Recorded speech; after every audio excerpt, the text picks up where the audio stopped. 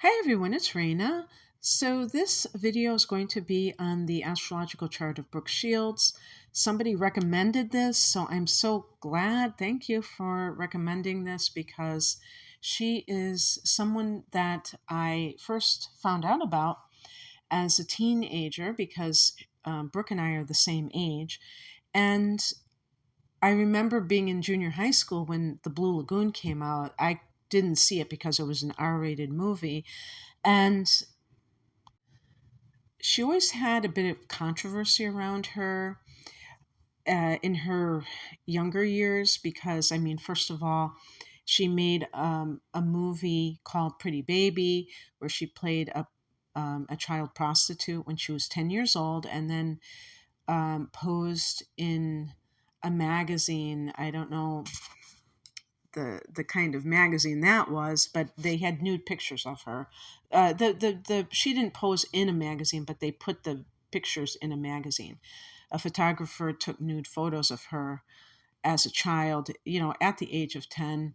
And then Blue Lagoon was very controversial because she was only 14 in that, and that had um, sexualized content. I couldn't see it because it was R rated, and and I've never seen it. I think I might have seen like little snippets of it or something. And then the other thing that was a big deal was her Calvin Klein commercials, and I revisited them a few years ago, and I was absolutely shocked and appalled at them. And it's like mind-boggling that that could ever get on the air. I don't know how much they aired them in the first place if they decided that they were too racy, but they it's just like absolutely to me obscene how they sexualized her. Even though she was 15, she was still a minor. And again, she was my age, so we were kind of running in that we were growing up at the same time, and I could see where she was at versus where I was at. She was absolutely beautiful when she was a child and a teenager. Those just her face was exquisite. I could stare at it for forever, because she was just like one of those amazing faces. And so it's no surprise that she was even modeling in the first place. Um, I remember I remember one day I was walking down the street and I heard these two men talking. They go and they said something like Brooke Shields because and I was probably around that age, around 15, and every night I would put my hair up. I would like put my hair in rollers, and I was so flattered that, I was being compared to Brooke Shields because she was it at that time. And then, later on I think she did Suddenly Susan or whatever it was called. I never got into her then. It was only in those earlier years. So she was a big deal for people like me when we were in elementary school and high school. Okay, so if you're younger, you may not even be watching this because you probably don't have that much of a relationship with her. But anyway, um, people made a big deal about her going to an Ivy League school. I believe she went to Princeton because that's in New Jersey, and she is from the East Coast.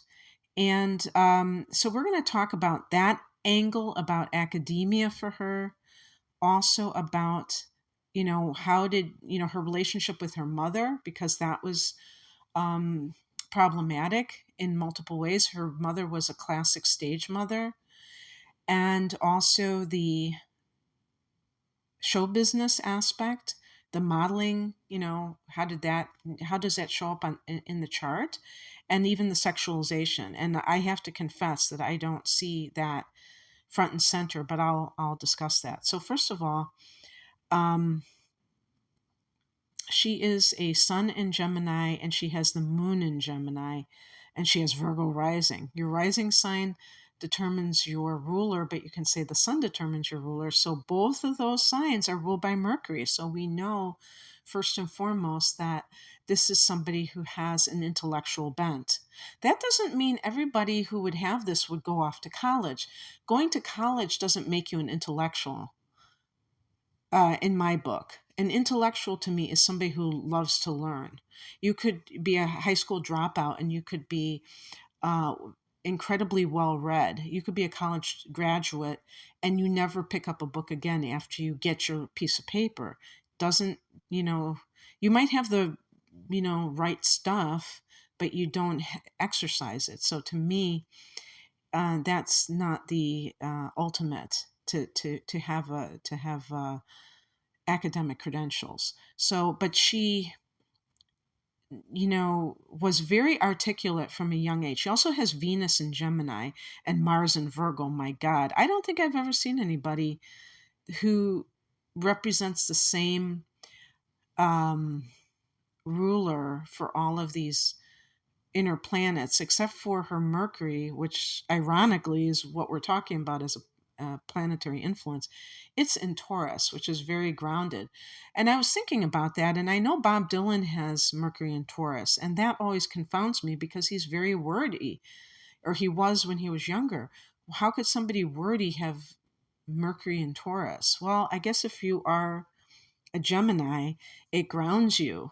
Maybe it makes your memory more stabilized because and so she's an actress and maybe she needs it for that, or just like studying.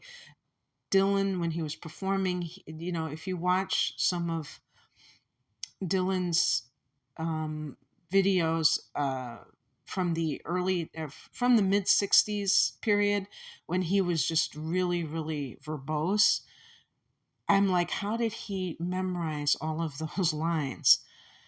um I can't figure that one out. Well, maybe it's because of that. um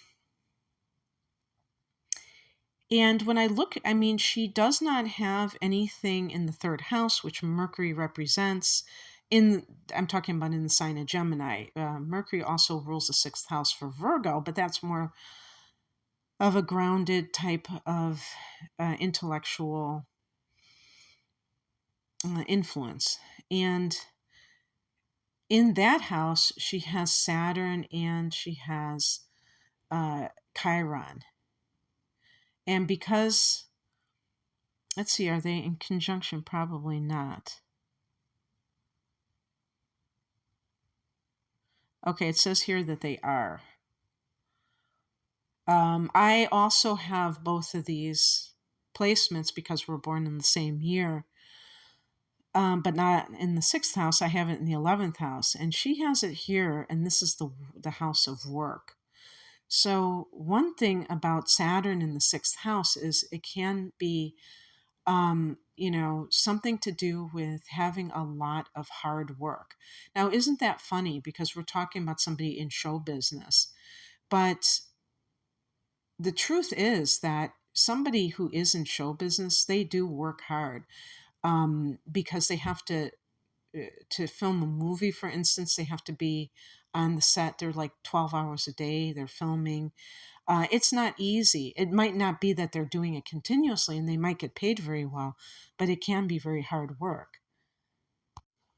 And another thing to remember is that Brooke began modeling when she was a baby. So somebody who has Saturn in the sixth house, she may have karma, because Saturn is the lord of karma, as a slave or servant in past lives. And therefore, in this life, part of that to me is an energetic imprint, but part of it can be, and part of that energetic imprint can be the person's concepts as it pertains to that area of life. So if somebody has this idea that they are meant to work hard, then maybe they incarnate in circumstances where they have to do just that. And it's not to say that anybody deserves to be in servitude or slavery or be the the daughter of a stage mother. But I don't think that these things happen randomly. And that's one of the reasons that I'm looking at the astrological chart in the first place, is that to show how these patterns show up, and what can we do about this? Obviously, because of her birth in this lifetime, even if she was like a slave in a former life, she's definitely was a step up. She was actually um, the daughter of, I don't know if it was aristocracy or some kind of, prominent family. But I think that was on her father's side. And I think that because he left the mother early on, she didn't have a lot of connection with that side. And I believe that that created some kind of financial constraints because of it. I can't remember. I read Brooke's autobiography, but I don't retain that information, unfortunately. But it was something like that. So it was one of those things where it probably was imprinted upon her that she had to work hard for what she gets. And Chiron is here. Oh, but one thing to note is that Saturn will give you whatever it is that you want. Maybe it will be delayed. So, we talk about hard work. That's not necessarily a bad thing in some cases, because it can yield great fruit later on. But I want to talk about the financial exploitation that I think she was a victim of with Neptune in the second house. But I'm not going to talk about that right yet, because I want to mention Chiron in the sixth house. And Chiron, and also being in Pisces, both of these planets are in Pisces. So I think I even read somewhere that Chiron had some kind of karmic influence. In the sixth house, the person may feel the woundedness that is associated with what they do. And it can also be the sign of the healer, by the way, as well. So it has that positive trajectory, if you will. So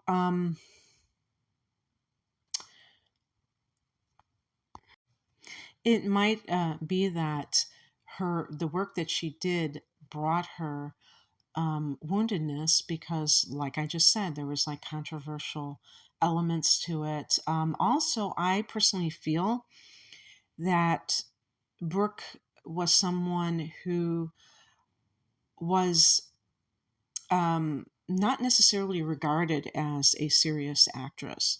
And if any of you have anything to counter that, please, write about it below. But I don't think that she ever made a movie that was held up as uh, kind of artistic or considered a good movie per se, and the dramatic element too. I don't know if she possessed that, because when you have a lot of the Gemini and the Virgo going on, it creates a lot of uh, airiness. With the Gemini, it's airiness, which can kind of uh, present as shallowness. And, for all you people who are Geminis out there who take offense to that, I don't mean to say it in that way. I'm talking more about the emotional gravitas. Okay. And that's because Gemini doesn't want to act like that. A lot of times when I do Gemini and I have like a thumbnail, I'll use a fairy, because that's how I envision the highest expression of Gemini, or even sometimes Virgo is like that kind of that fairy, that elemental that is very like ethereal. And I notice an ethereal quality with Gemini women, which is not something you would expect. Maybe it's because there's fine features. I don't know if it's fine features, because I know Natalie Portman is another Gemini, and I always thought she had a beautiful face as well. And Angelina Jolie is another example of that. That would be a good one to do, because I think she might have scorpionic elements. I almost am guaranteed I almost am sure of that. But anyway, yeah. So another thing about Brooke Shields that is interesting is that she had a very wispy voice when she was young. Um, if you listen to interviews when she was a teenager, it was a very like high, kind of a high pitched voice. And it had elements of old Hollywood or the old way, when you listen to people talking from the 40s or something. She had that kind of accent. And I don't know if she got any kind of speech training because she is from New York, so she might have had that, not a Fran Drescher accent, but something, like that. I have to laugh. Somebody asked me if I was born in New York. They thought that I had a New York accent, but I'm actually from the Chicago area, and I feel like I have like a South Side Chicago accent, and I'm actually from the suburbs, so it's really kind of funny. I don't know where I got this, but anyway, that I notice now that Brooke has kind of almost like a not hoarse but raspy type of voice. Actually, she's promoting, as I record this in 2023, she's promoting this documentary about, I think it's about her life as a whole, called Pretty Baby, which is based on that movie that was when she was a child prostitute. And her voice sounded a little bit in between. So I wonder if she kind of morphs into various things. But I thought it was strange that her voice was so hoarse or raspy, because when she was younger, it was very wispy. And usually, you think of somebody like Demi Moore that was very, always had that husky voice, which I thought was so I thought that was so sexy, people who have that, women who have that kind of voice, I think that's very sexy. But, Demi Moore is a Scorpio. So it's a perfect scorpionic voice, in my opinion. Um, so, her the work that she did may have been a sore point for her, maybe in multiple ways. Who knows? But once she healed from that, she was able to heal. And I know that she, maybe kind of reinvented herself in a sense. So let's talk about specifically that line of work. Um, I would say, you look at the midheaven, you say, okay, well, what sign is on the midheaven?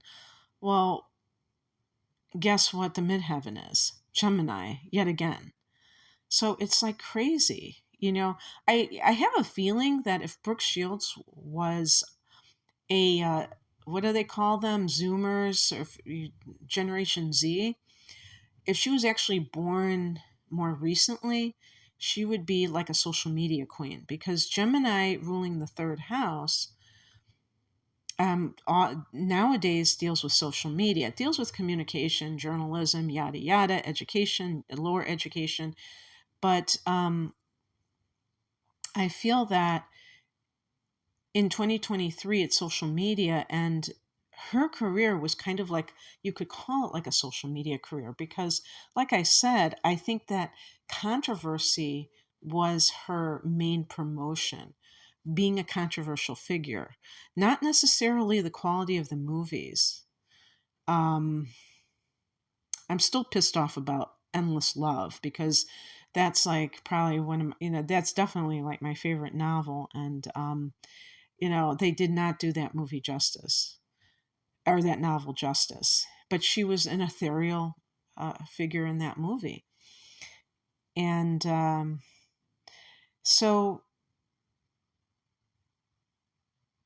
because Gemini is at the midheaven, it is almost like the person who is making news. That's her career, is she's somebody to talk about, like we would say an Instagram star. And it's not to belittle her. I'm just talking about it from that perspective. Gossip, tabloids. Um, and I had to look this up because I wasn't sure about her virginity status. That was a big thing too.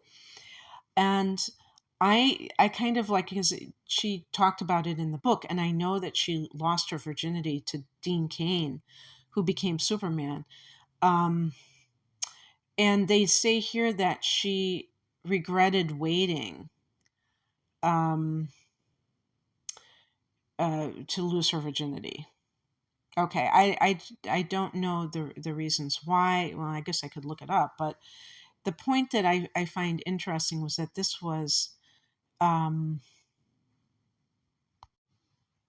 okay. I did kind of like skim the article, and she just said that, because it was a positive experience, and that she deprived herself of it, longer than she had to, I guess, something like that. But I really feel that that was such a good influence on young women, because there was that push, of course, especially based on what she was presenting with the Calvin Klein ads and things like that as a teenager, that um, actually contradicted those things. It was kind of pushing young people to be sexually active maybe before they were ready.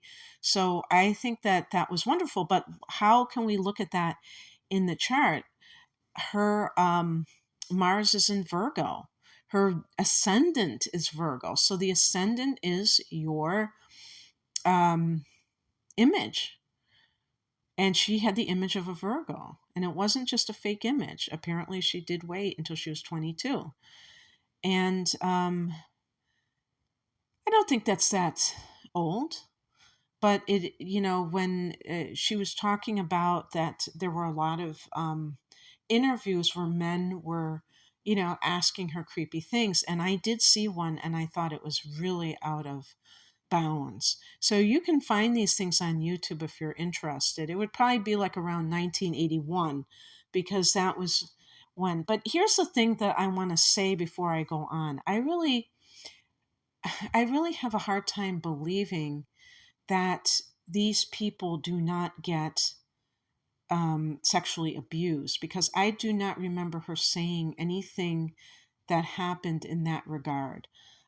Maybe there were some close calls. I can't, I don't remember.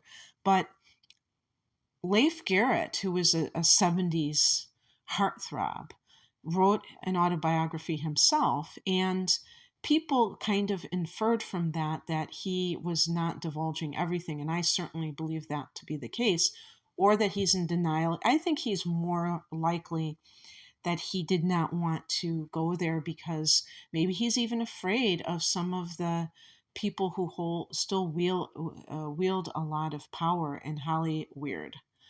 Um, because he mentioned waking up, and there was a man kind of like spooning him in bed that was like I don't, not a director, but like an agent or something, some kind of person in that field. Now, if he woke up and this man was spooning him, does he think that anything else happened? So he might have blocked it out.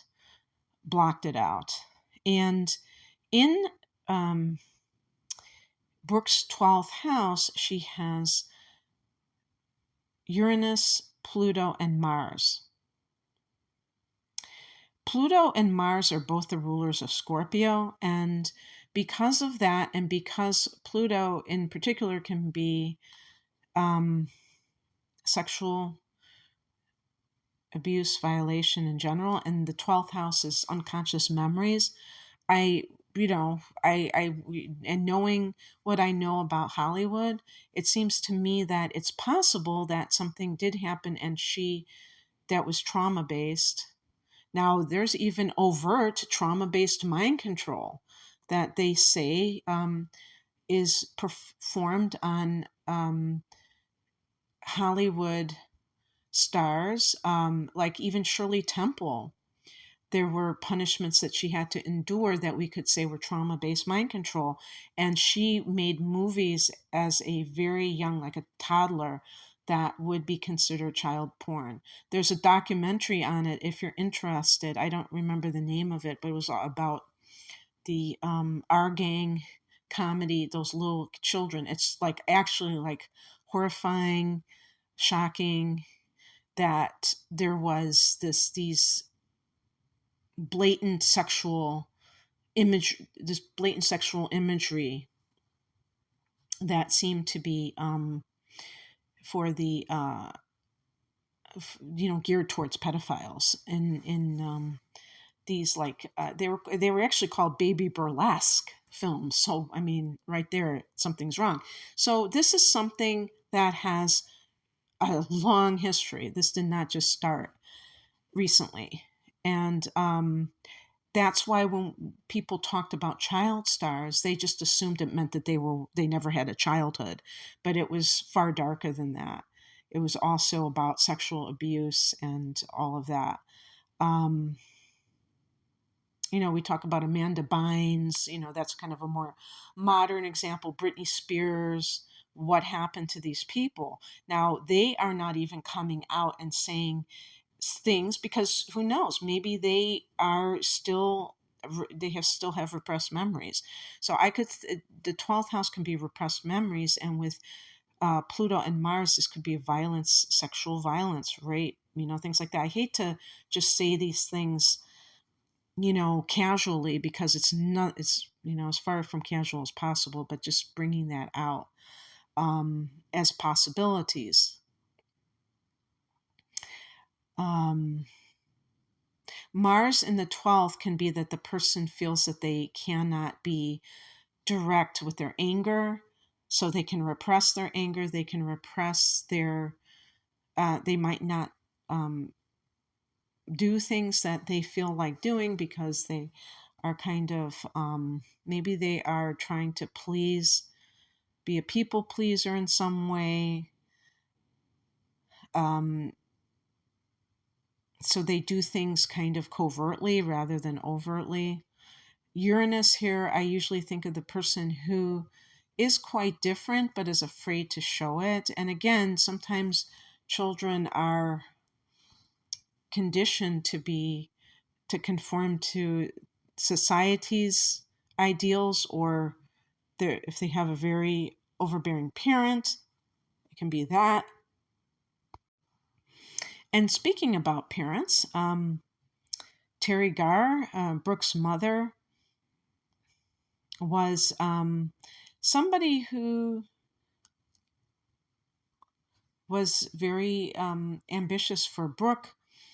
Now, Brooke has a square between the moon and Pluto. This is and the sun and Venus.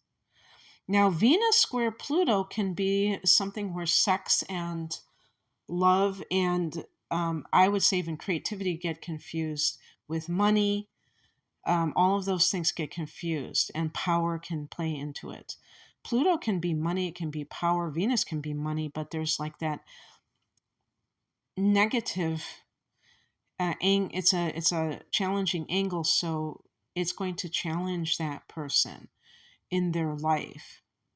So it can be the person who marries for money. It can be the person who becomes a porn star because they're trying to reclaim their power from when they were sexually abused. It can be the person who feels a certain kind of like way that art can be, they can prostitute art because it's a means to an end. Now, the thing to understand is that sometimes there might be outer influences that reflect this placement. Like, for instance, she was a literal prostitute in a movie. Now, that director, Louis Malle, he is actually, he was actually a respected director. I think he was French, and that it was kind of like an artistic sort of movie. So it may have had that redeeming factor that it was not just kind of something exploitational. But that doesn't mean that later on, just looking at art as a commodity that can be used, that could be the way that it transpires. The Sun square Pluto, a parent or authority figure that is blocking your sun. I think I have this, and it's the creativity. So you feel, or you're light in general, and that can manifest in more than one way. Um, so that kind of thing, and understand that the squares can be dissolved. It doesn't mean that you're stuck with this for the rest of your life, but it can be an obstacle, a challenge until that point. But with the moon square Pluto, this can be the person who is very oppressed by their mother. The moon is the mother. And so that can manifest as someone who is very, feels kind of like smothered, feels like they don't have their own identity, their own sense of self. And I feel that this was something that was very front and center, that even in articles, there were articles where they pointed out that Terry Garr was very aggressive, and they felt that she was a stage mom. And as I recall, Brooke was always very apologetic, or always defending her. And I could see somebody with Mars in the 12th house, maybe that kind of thing, where the person feels like responsible for other people, and their anger becomes this sublimated thing, and it turns into this feeling of maybe I can't remember how. I think she eventually, felt those feelings. I don't recall, but she did always seem like she was defending her mother when she was younger. So who knows? Maybe there are karmic reasons for that. And, I do believe we choose our parents. So anytime that we look at them and we shake our head, if you do that, I was going to say you only have yourself to blame, but really, that's kind of the microcosm. But the macrocosm, you may have actually chosen that. And I think it's actually quite liberating to think that way, because then you don't feel as much of a victim. You don't feel as persecuted. And how wonderful is that, not to feel persecuted? Why should anybody, feel that way about themselves and about life? But she has so many squares. I mean, this is really, and even oppositions. Um, Even like she has a conjunction between Mars and Pluto, which even that seems really kind of harsh. But it actually can be the survivor, I feel. So no matter what gets thrown at her, she's able to persevere. And because she has so much Gemini and Virgo, maybe it's easier to be detached about it. But certainly she may have gone through a period where it kind of hit her all at once. I don't know. But yeah, so the other thing I was touching upon was financial exploitation. So Neptune, if somebody has Neptune in the second house, which is earned income, there can be different ways that this shows up. First of all, the person may be naive about money. And this has nothing to do with your IQ. You can be the kind of person who just doesn't understand the value of money. You may be impractical with money, because Neptune can be impractical because it's otherworldly. The spiritual influence has nothing to do with dollars and cents. So why would somebody be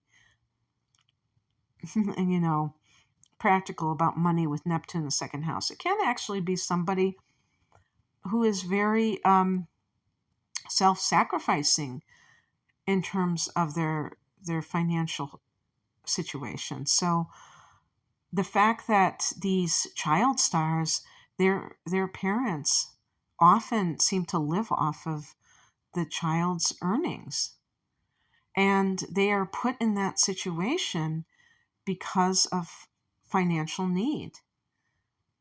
This is one of the reasons why I feel that there is such exploitation, because the parents kind of sell their children up the river in a way. They don't. They're so money hungry that they don't protect their children enough. Um, in the case of Amanda Bynes, I was reading a comment where they said that her parents allowed her to stay with the producer, who's like, a super creep, um, alone. And there's like footage of her in the hot tub with him. And she's like, I don't know how old she is, but she was really young. It's very creepy. And yet the parents let her, it's like pimping out your daughter. So what's going on here? Well, that a lot of it is because of the money, because they want the money and they're living vicariously through their child because it makes them feel important too. So we have to look at it from that standpoint. But what happens when that child grows up? Well, first of all, they actually created a law where a certain percentage was put into a trust fund because it probably was a very prevalent it was very prevalent for these parents to financially exploit their children, and their children became adults and they had nothing to show for their for all their hard work, and so they had a certain percentage, um, and so then they at least had some kind of a nest egg. And I don't know about Brooke Shields' situation, but I do remember that something happened where I think she found out about all this money that had been, I don't know if you call it stolen or wasted. Like her mother was like a compulsive buyer, and she had like, I think her mother had like these warehouses where she stored all the things that she bought with Brooke's money. So that would be Neptune in the second house too, because the person is unaware of their finances in some way. Now, it could be due to their own negligence, but in this case, it was due to being a child and not, obviously, a child isn't like looking at their spreadsheets and then the adult exploiting them. So that's very interesting. And then the other thing I wanted to touch upon is, or just mention too about career matters, is that Venus is right there at the midheaven. Venus can be the arts and it can be beauty. Both of those were things that she got involved with, modeling, for instance, and it's in conjunction with the midheaven. So modeling or anything with beauty. So with her academic proclivities, she has a stellium in the ninth house. This is higher education. She has her sun there. She has Mercury there. She has the moon there. She has Jupiter, and she has the north node. This is Sagittarius's domain. This is the area of higher education, but also Mercury in the ninth can be foreign languages. It's just someone who is very like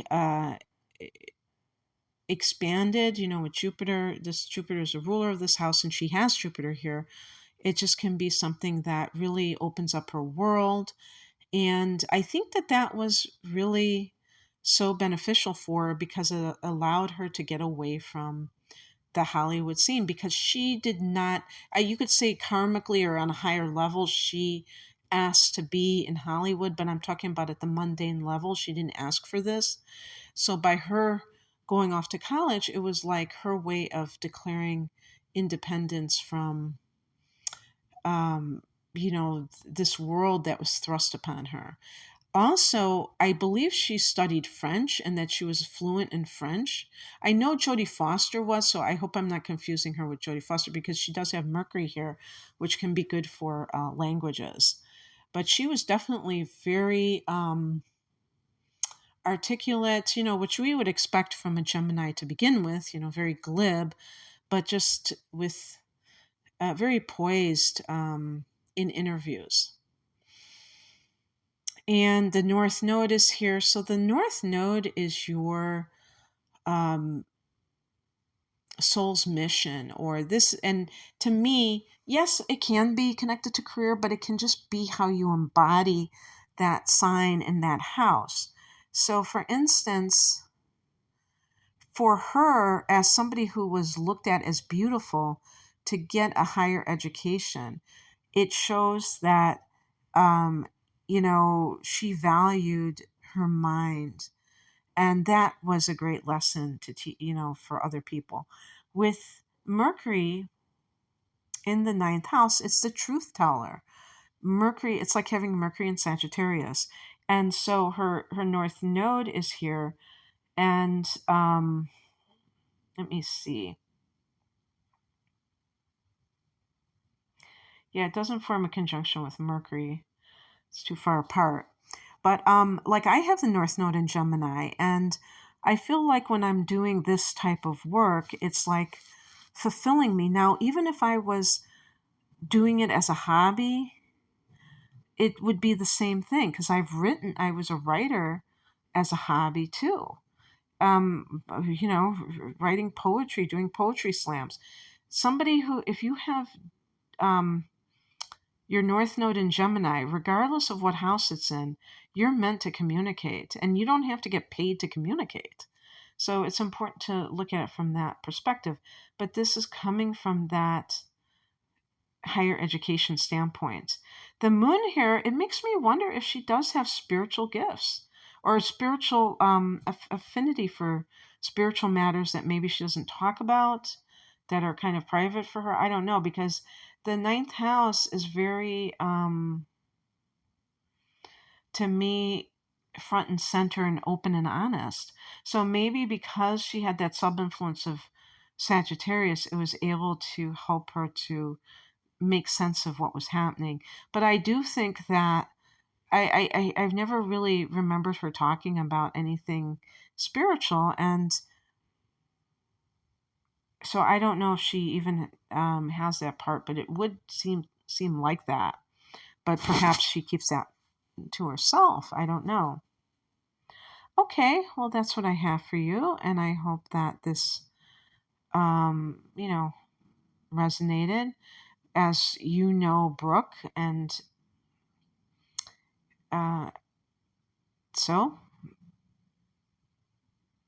one last thing I want to say is that when you have Venus in the 10th house, it can really give you a great public image. The 7th house is supposed to be public relations, but I think the 10th house is like your public image. And the reason that this is helpful is if you are in show business, if you are doing something, like I said, I have YouTube and things like that. So having Venus in the 10th house, it feels like an ace in the pocket because it can give you that charm that, and I'm charming, right? I shouldn't talk about myself when I say that because, somebody is bound to say, oh, what are you talking about? But yeah, because, a person in show business has to promote themselves. That's the bottom line. That's what they're ultimately promoting. They might be promoting a movie or a book, but they're ultimately promoting themselves. And if you're charming, you get farther in life, don't you? So, anyway, that's what I have for you. If you'd like a personal reading, the link is below. Take care. Bye.